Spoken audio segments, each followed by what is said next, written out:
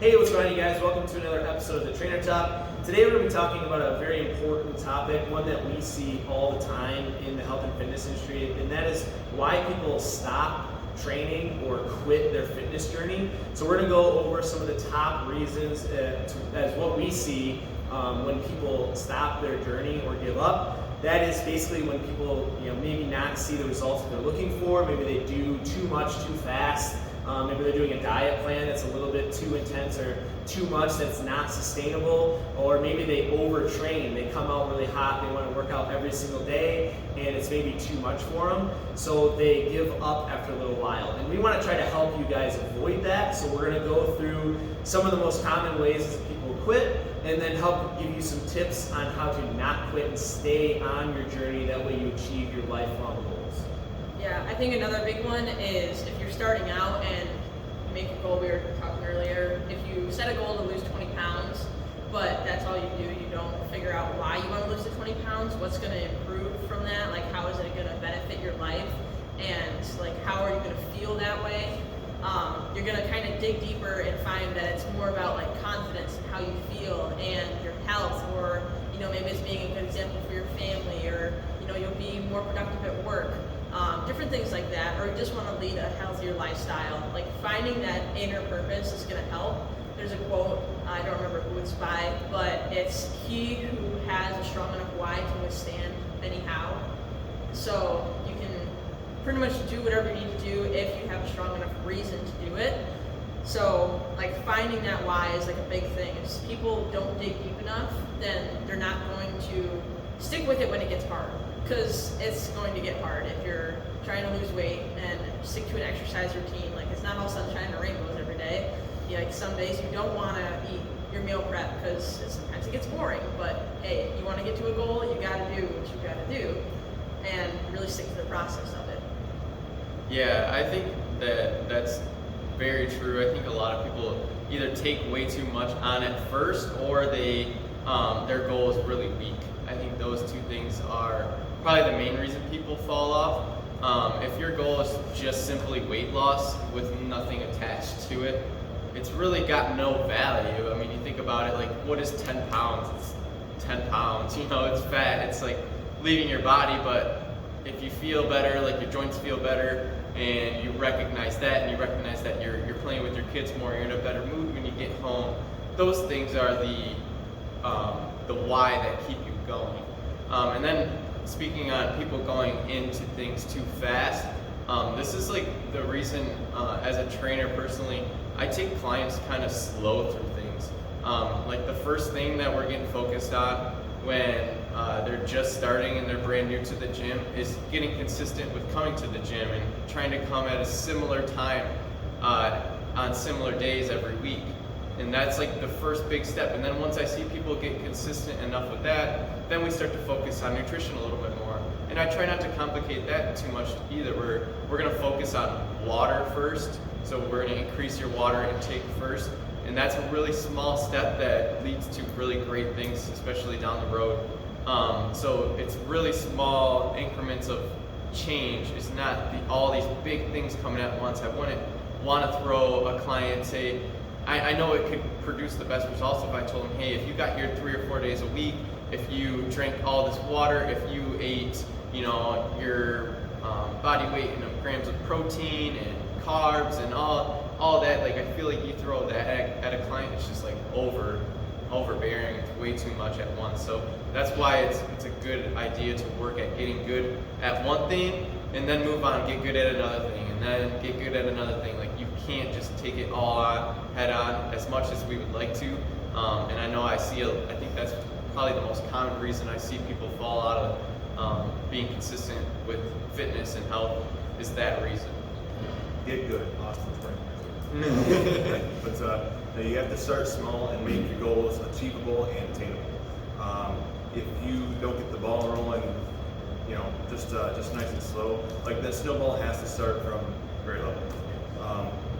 And if you're discouraged by slow results, you have to learn to love what you're doing to get there, right? So if you're trying to get 20 pounds off, but you hate going to the gym, then find something else. So like if you love going outside and doing outdoor activities, like I like bike riding or like playing catch with our kids or something like that, then do that. The activity will play its part. It'll all work its way out. So if you love what you do and appreciate the efforts, then everything will happen the way you intend to. Unrealistic goals tend to just kind of like lead to quitting, and like ultimately it's just about that small goal that goes into That goes into something bigger. thing. Yes, yeah, definitely. So, and when you quit, you lose the accountability. It all takes away from the progress that you did make. So, Yeah, and just to kind of recap on loving the process, you want to try to pick something that you actually enjoy doing, and you might find out that after you try something a couple of times, you might actually end up liking it. So I would say, if maybe you don't like going to the gym right now, or doing a class, or working out in the weight room, but after you do it a couple times and you get some of those small wins, we like to call them bright spots, like you notice what you can do and what you're capable of, you might actually start really liking it. We notice that all the time with our clients. Like, they get most excited about how much they can lift now, not even about how many pounds they're losing on the scale, because they love the way it makes them feel when they can grab the bar and lift 100 pounds or 200 pounds, something like that. So you never know until you start trying. So, and just to get the ball rolling, another analogy, I like to kind of think of it like a process, like a journey or a system. When we go through school, we have to start with the basics. You start with your general writing, your addition and subtraction. You're not going to teach a kindergartner calculus. Like, you can't just learn and go 100% right off the gate. You got to slowly learn things, year by year. It's going to take longer than you think.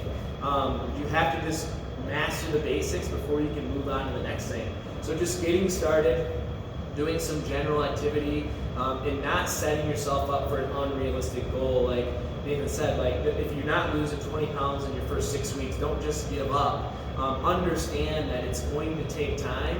I like to ask my clients, when was the last time you were happy with where you were at? A lot of them will say, oh gosh, it's been since high school. And I'll say, how long has that been? Oh, 20, 30 years.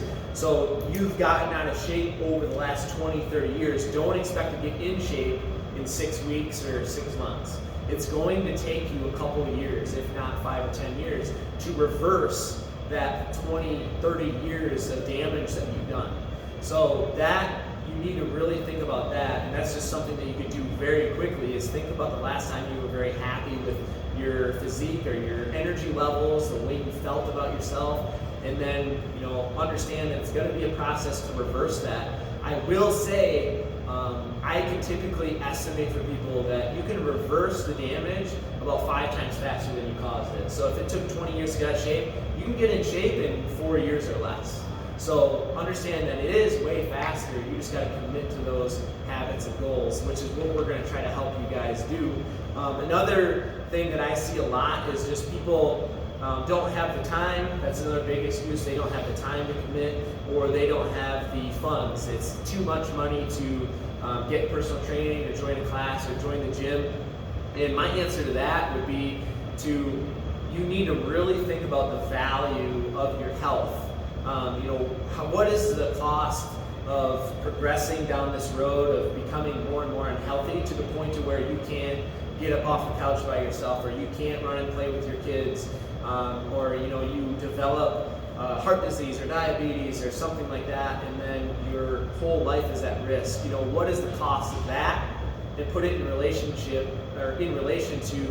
how much you can invest in yourself right now. So, if I told you, hey, you could achieve your goal and have more energy, reduce your risk for disease, be able to play with your kids, be way more productive at work, feel better, and it's going to take 1 year and cost you $1,500, you would say, yeah, I would definitely take those results. It's the reason that people don't do it is not necessarily the money. It's because they don't want to actually put in the work. They don't actually want to invest the time and the work and the energy to achieving that goal. So you just need to understand that it's like anything else. It's like waking up in the morning. We don't want to wake up and get out of bed, but we do it anyways. We don't want to go to work every single day. Well, we do. But some people don't want to go to work every day. They don't, why do you sleep at night? Everybody does it. It's something that you have to do. This is something that we just heard from what Arnold Arnold. Schwarzenegger said. Why do you continue to work out? You're 70 years old now. Why do you work out still? Because it's like anything else. Why do you sleep at night? Why do you go to work? Why do you wake up in the morning? It's just a part of his life, and he understands that it's that valuable to him. So you need to find a very positive why. You need to attach value to it. For any parents out there, you should have a strong enough reason to want to stick to this health and fitness goals that you have and never give up. So those are just kind of my top things. I'll let these guys, if they have anything else they want to share, and then we'll go into some tips on how to actually put a plan together.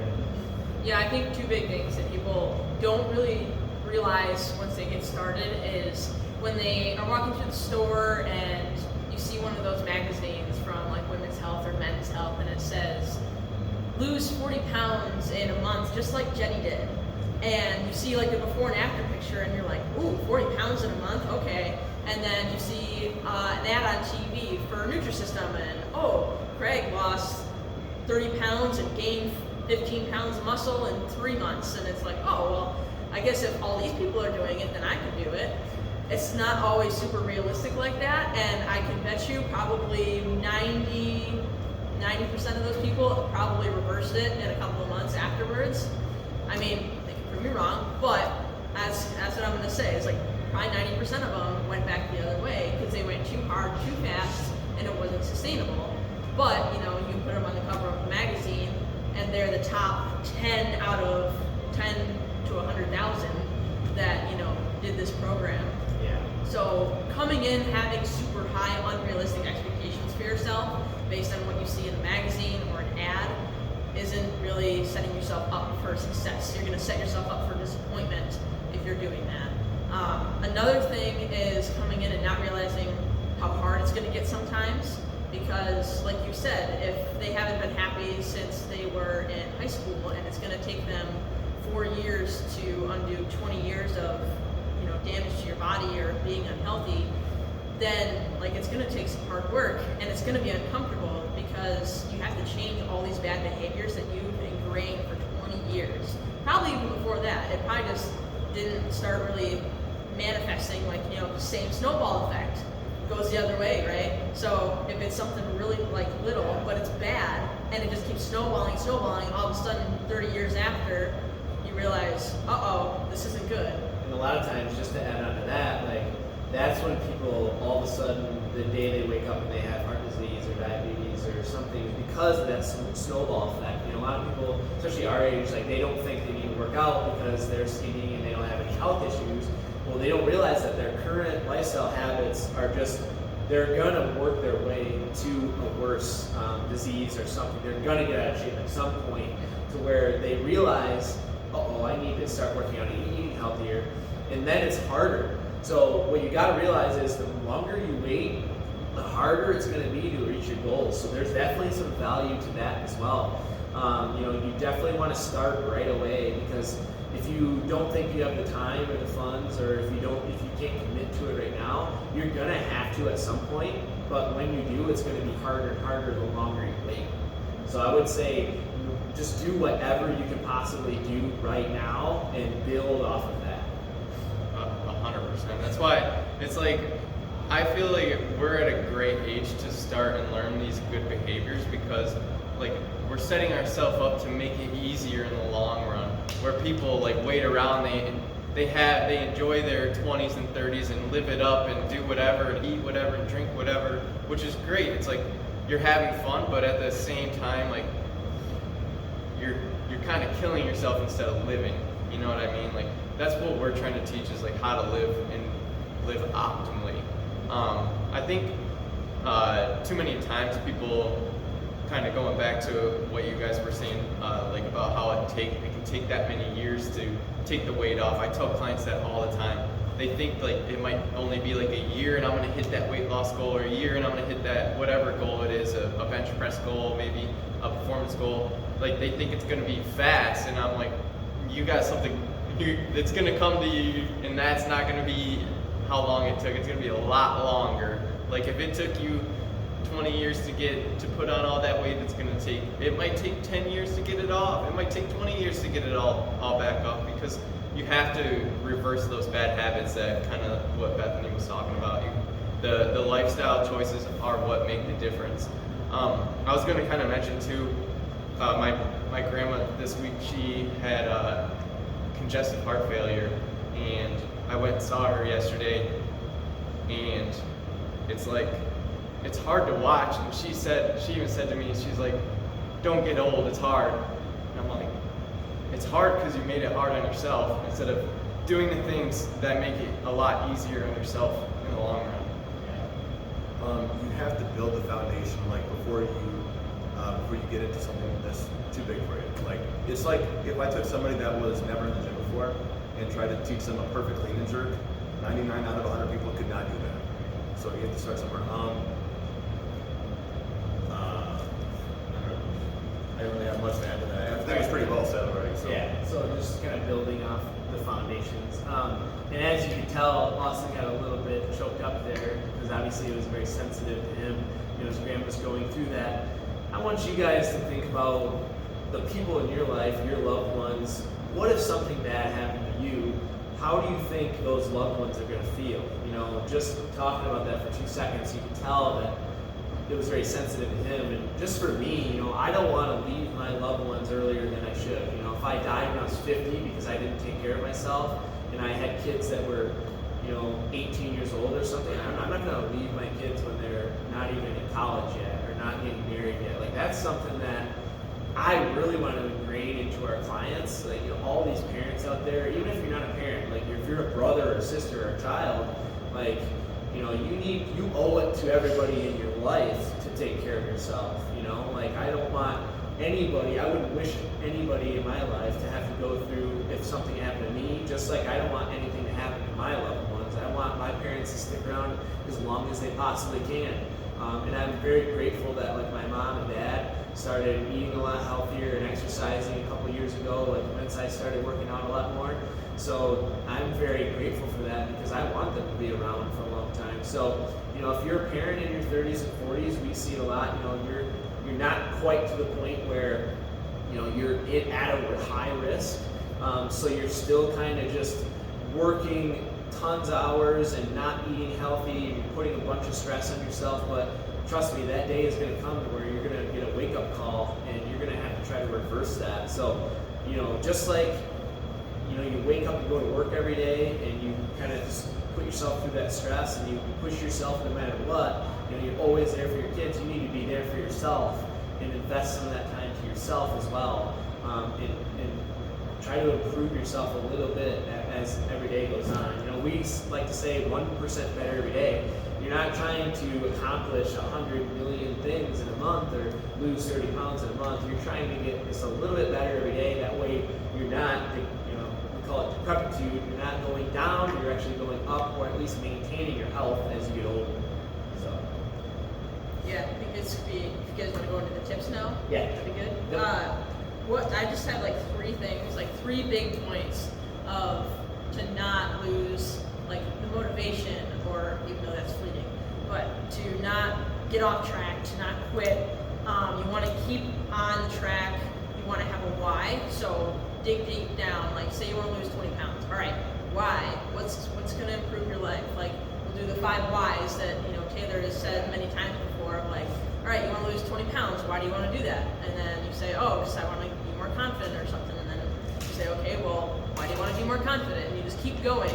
And then once you ask yourself why about 5 times, you get to like the very core reason. And then you know, like that's your purpose. Like that's the purpose of doing it. Instead of just to lose the 20 pounds, it's actually this underlying thing. Once you dig down deep enough to get there. The next part is having help, guidance, or accountability. Just something to help you and like with meal prep ideas, or to keep you accountable to go to the gym. Have a gym partner, whether it's a friend, a husband, a coworker, a kid, or hiring a personal trainer. That's why we're here. Or coming to class and having that community that keeps you accountable, because they'll ask you if you weren't at class on Tuesday at 4 p.m. They're like, where were you Tuesday at 4? Like when you come in Thursday, and they'll keep you accountable for that. They will. And just to kind of guide you on your journey, just to have someone else there, just being in that positive environment, I think is gonna really help people just to stay. And then having a plan with like little habits, little daily tasks that you can do every day that'll get you to your goals. So say you want to lose 20 pounds. Okay, so say if you lose a pound a week for 20 weeks, then that's something that's very actionable that you either hit or you don't, and you know if you're on track with your plan or not. Or, you know, maybe it's I want to eat 3 servings of protein and 3 servings of vegetables every day. And those are things that you can do every day, or, you know, get some sort of activity in every day, whether that's a 15-minute mile walk in the morning or it's coming in and getting a workout. You know, just something you can check off every day as a habit, building the good habits that will replace those bad ones. Yeah, very well said. Definitely need to know your why. Like for me, you know, I have personal goals for myself. I want to be one of the fittest men in the world. So, you know, competing in like the CrossFit Open and Games and quarterfinals and stuff like that's one of my personal goals. But I also want to do that to try to lead by example. Being the owner of a gym, I want to show people what we're actually capable of, and I want to show people what you can come from if you just work hard for it. You know, where you can actually end up. So that's like my why. Part of my accountability, you know, I have a program that I follow because I can't just come in here and make something up and commit to it. So I actually have a program, and you know, Bethany, Caitlin, my fiance, a couple of us all follow the same program, so we have a community doing the same program. So if we skip a day, it's like, hey, you missed that workout. So we're kind of holding each other accountable a little bit. And then obviously developing a plan. We just talked about this morning. All these guys have like 1 and 2 year goals. And so we talk about it every week, like how are you doing going toward your goals? We just did like a 3-month, like a 1/4 progress check to see how they were doing working toward their goals. And it kind of reminds them that they are working toward it. And then we also come up with ways to put a plan together to actually get there. So you want to try to pick a goal, but then create an action plan to actually obtain it, and with these little milestones and stuff along the way. So that's just what I would thought I'd add in there. Maybe these guys have a couple other tips as well. Yeah, I mean, keep the goal in front of you. I think commit and don't forget is a good strategy, because a lot of times you'll think of a goal or write down a goal and then put it away, not see it. I think seeing it's important, and then I think taking the small step approach. That's why I love the book Atomic Habits. Yeah. You guys enjoyed that too. I've read a book recently that was 7 Habits of Highly Effective People, and that was a good book too, but I still resonated with the small habits, the atomic habits more, because I think it's more achievable. Building those little habits, like we talked about it in the gym mostly, but like if you're applying this to things outside of the gym, like it could be like I want to buy a house someday. So like the little habits that I might have to start with, saving money, like I have to stop spending money on things that are less necessary, or maybe just not necessary at all. Like if I'm just buying like fun things like that don't apply to whatever I'm doing, I don't need these things. They're just a waste of my time and money. So if I can eliminate that from my spending, like I'm building up, you know, I'm starting that snowball, and then it just progresses and progresses, and then it gets bigger and bigger. Now at the end of the year, I have maybe a couple $1,000 extra dollars on the side. Now in 2 years, I have a down payment for a house. So Yeah, that's a great way to look at it. And that is the same way it happens with your health and fitness too. Like you just start investing a little bit of time, and then that will snowball, and you're going to get healthier and healthier. Same thing with investments. You know, everybody that listening to this probably has some sort of retirement account set up to where they put a little bit of their money away every single paycheck to build up a retirement. You should be doing the same thing with your time and energy for your health, because health is wealth. If you think about it, you know, we're working our entire lives to retire someday and live on a beach or wherever you want to do and enjoy yourself. But a lot of people in today's world, because of the world we live in that's super sedentary and filled with unhealthy food and habits, by the time they get to retirement, they're too sick to enjoy it. So although they're investing the money and they're saving that up, they're not investing the time and the energy into their healthy habits, so they're not even able to enjoy that time when they do retire. Another thing that I just wanted to add on to that was a lot of times we see people set a goal as far as their weight loss or whatever fitness goal they have, And once they achieve the goal, they think they know it all and they can do it on their own. That's a really big mistake that I've seen a ton of people do is, you know, if you start a job at a new business and you think you've learned everything you need to learn in 2 months and you're going to go out and start that business, you're most likely going to fail. You need help and you need more experience. So, you know, we are constantly learning, and we've been at this combined for like 20, 30 years of experience. You know, I've been working out for 10 plus years. These guys have all been working out for what, at least probably 4 years, 5 years, something like that. So we are even constantly learning, and we went to school for this stuff. Like, we literally learned about nutrition and exercise and habits and overall health and fitness. And we still need accountability. We still need help. We're still constantly learning. So I would say, you know, if you do achieve your goal, set a new goal. Don't just kind of quit and go off on your own, and don't think that you've succeeded. So it's great to set goals, but that's more or less just to keep you on pace. And once you achieve it, you need to set a new one and keep building off that and building off that. So yeah, one thing that I kind of do just to like, as like a visual, I'm more of a visual person. I have a calendar, whiteboard calendar in my room, where I can write out my goals on the side of it in like the notes section, and then I can cross off the days in one color or the other, whether I hit my daily tasks that I had set for myself, and if I miss it and you know I have too many of the same color, the bad color in a row, then I know that I got to get back on plan and back on my stuff. Otherwise, I know that I'm not going to reach my goals in the time that I want to. It just might take longer, or I might never get there if I don't do it the way that I should in order to reach my goals that I want. yeah, so just to kind of recap, find your why first. Find an accountability partner if you can, whether it's a friend, a family member, a coworker, hiring a trainer, coming to the gym and joining a class, and then create a plan. You know, it's okay to set that goal of 20 pounds, but you got to have a plan of action, and you got to understand and acknowledge your efforts as well. A lot of times we see people make good progress and they're not happy with it because they want more. You need to understand that it's definitely going to be a journey. It's going to be tough. You might not get as much progress as you were hoping, but you're still putting in the work. You are making progress, and you will get there if you continue to put in that effort. So just make sure you're staying on track. Those would be our biggest tips. Hopefully this helps you guys. Make sure you like and subscribe so you can see all of our other videos. If you need help, feel free to reach out. Any of us would be willing to chat with you, figure out what your goals are, and help you create a plan of action. Whether it's with us or just on your own, we will still help you out. So until next time, you guys, stay healthy and practice these habits and goals, and good luck. See ya.